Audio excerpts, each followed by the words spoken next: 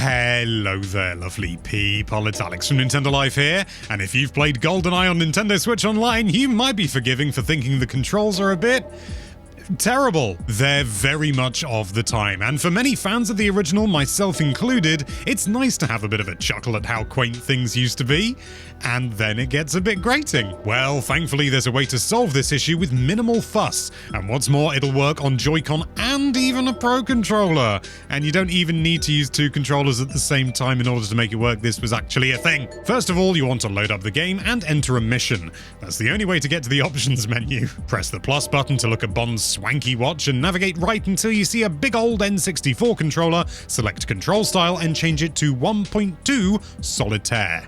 The names are all names of Bond characters, don't get confused. Now navigate right again and select look up down and change this option to upright. This will prevent the traditionally inverted control scheme, which again has kind of aged terribly. Unless it's a flight game for some reason, I have to play with inverted controls in flight games. In fact, whilst you're here, we'd also recommend changing the ratio option to 16:9 for a full widescreen experience. Now hit the home button and navigate to system settings. Scroll down and select controllers and sensors.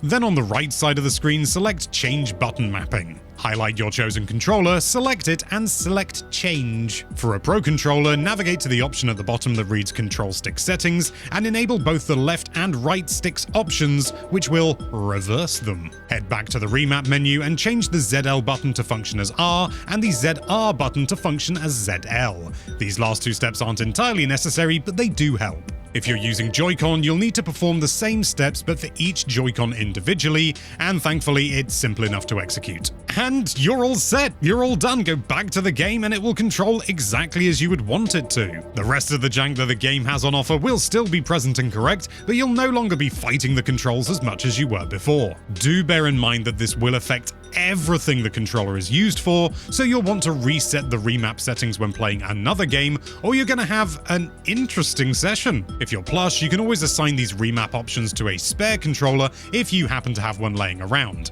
as all these options are assigned and stored per controller, so you can still use your main controller for other games without it being affected. And even if you don't, you can save this as a preset and just enable it whenever you need it. But if you really don't want to go through all this rigmarole but still want a better experience, there is another solution, and that's to select the same options within Goldeneye as we mentioned in this video, but instead of remapping buttons, you can just hold the left Joy-Con in your right hand and a right Joy-Con in your left.